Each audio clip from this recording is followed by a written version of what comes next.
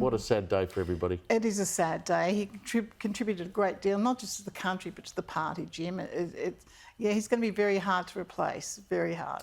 A lot of what people have talked about today, obviously, is his military career, but people should remember, of course, that during the Abbott government, he was asked to consult on the border protection operation.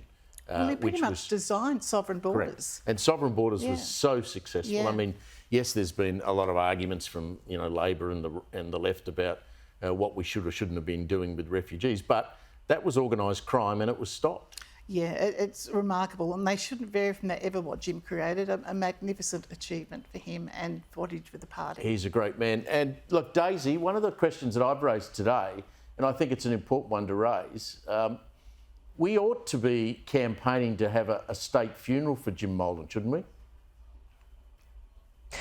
I reckon so. I think if anyone in Australia deserves a state funeral, it is Jim Molan. I mean, what was it, 40 years in the military? I mean, that's extraordinary on its own merits. And then his contribution to politics, he truly epitomises not only the idea of a life of public service, but also he was a really great bloke. And I remember I only encountered him once, and it was in 2019 at the CPAC conference. It's a while ago.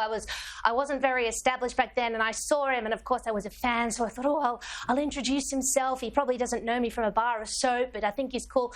He knew who I was. He said, I love your work on Sky, and not only did he have a chat with me, he actually sat me down and we just had a cup of coffee together, and we talked about all sorts of things, and for the lunch break, and I know it seems like such a small thing, but I was just absolutely nobody. And I was sitting there with this wonderful, this Senate candidate, this military guy who I had so much respect for, who probably had a million people there who were more interesting and more important than me to talk to. And I just thought, what a gracious, classy, lovely man who's so generous with his time that he would take the time to talk to this, little up-and-comer about her interests and our values and all of that. And that really stuck with me. Those things really do stick with you in a lifetime. So I'm terribly sorry that he's passed away, and so much love to his lovely family, especially our lovely Erin. My prayers really are with you all. Yes, I mean, I know Erin really well. Sorry, and I Steve, feel what for I her. found fascinating was his political naivety. Yeah. And that was charming about Jim, that he wasn't a factional warrior.